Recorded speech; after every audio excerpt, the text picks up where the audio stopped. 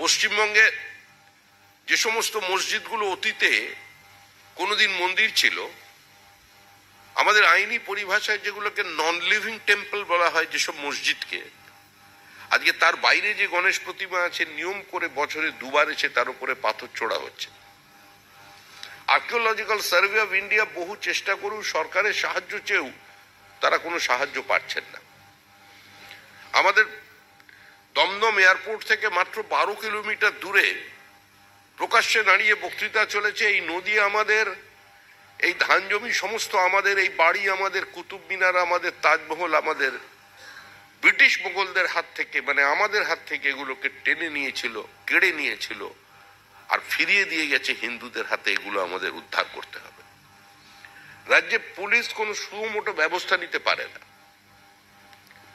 এই চেহারা কিন্তু আজ থেকে 7-8 বছর আগে কোনোদিন পশ্চিমবঙ্গের হয়নি। আমার বন্ধু সমীর শুরু করেছিল যে বক্তৃতা আমার পরিচয় করাতে গিয়ে সীমান্ত শান্তি সুরক্ষা সমিতির কথা বলছিল।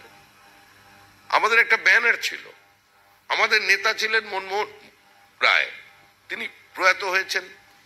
আমাদের 3 জন বক্তা ছিল, মানে বক্তা পরবর্তীকালে সমীরও অল্প দিনের জন্য যুক্ত হয়েছিল, ও আবার অন্য সংগঠনের বেশি সময় দিত। একজন হচ্ছে রাহুল সিনহা, একজন শ্রমিক ভট্টাচার্য, আরেকজন স্বপন দাস। আমরা 3 জন এই বিভিন্ন জায়গায় বক্তৃতা করতাম, আর আমাদের বক্তৃতার পরে 1 ঘন্টা 40 মিনিট খুব কম করে মনমোহন দা বক্তৃতা করতেন। কিন্তু তখন আমরা অনুপ্রবেশের কথা বলেছি, সাইলেন্ট ডেমোগ্রাফিক ইনভেশনের কথা বলেছি, বিনা যুদ্ধে ভারত দখলের চক্রান্তের কথা বলেছি, সীমান্তবর্তী জেলাগুলোর জনসন্তুলন পাল্টে যাচ্ছে সে কথা বলেছি।